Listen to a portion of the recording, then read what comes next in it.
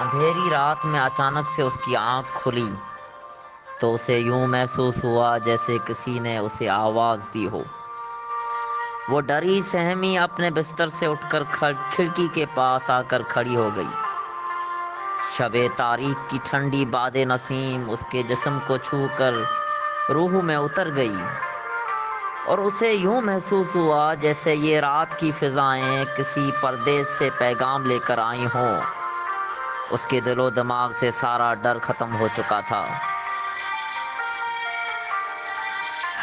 اور وہ خواب و خور ہو کر فقط اس پردیسی کے بارے میں سوچ رہی تھی۔ سوچتے سوچتے اسے نہ جانے کون سا خیال آیا کہ وہ گھر سے باہر نکل کر جانے لگی۔ اس کا رخ سمندر کی طرف تھا، جہاں پر وہ دونوں پہلی بار ملے تھے۔ وہ سمندر کے کنارے ایک پتھر پر بیٹھ گئی۔ اس کی آنکھ نم ہو چکی تھی۔ آج وہ وہاں پر اکیلی تھی، اور اسے کسی سحر طاری کرتا بانسری کا آواز نہیں آ رہا تھا۔ شاید آج فضائیں اسے کوئی پیغام دینا چاہ رہی تھیں۔ اچانک سے اس نے اپنے شانوں پر کسی کا لمس محسوس کیا۔ وہ شخص سفید چادر میں لپٹا ہوا تھا۔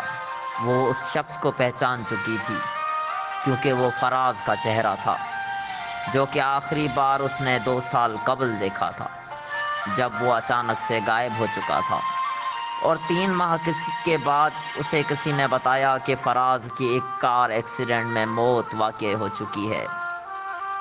تب تو اس پر قیامت ٹوٹ پڑی تھی، لیکن وہ اس بات کو کبھی تسلیم نہیں کر پا رہی تھی۔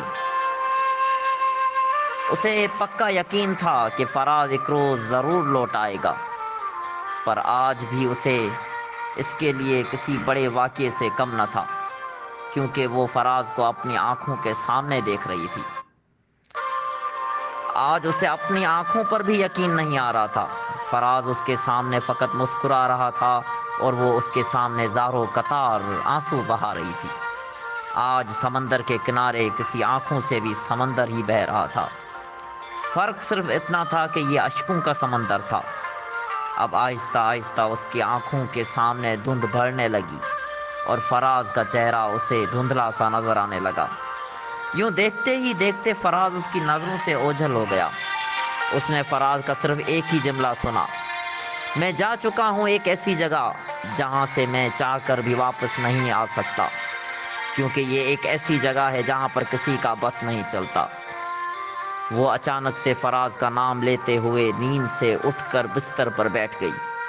اسے یقین نہیں ہو رہا تھا کہ یہ ایک خواب تھا، لیکن اسے اس بات کا یقین ہو چکا تھا کہ فراز واقعی ہی اسے چھوڑ کر ایک ایسی جگہ جا چکا ہے جہاں سے وہ کبھی واپس نہیں لوٹ سکتا۔ اس رات کے بعد اس نے اب کبھی فراز کا انتظار نہیں کیا، لیکن فراز اس کی یادوں کا ایک انتھک سہارا بن چکا تھا، اور وہ اس بات کو کبھی بھلا نہ پائی۔ وہ اسے کبھی بھلا نہ پائی۔ اب اس کی آنکھوں سے اشک تک نہ بہتا، کیونکہ اس کی آنکھیں زیادہ رونے کے باعث بنجر بن چکی تھیں، زیادہ رونے کے باعث بنجر ہو چکی تھیں۔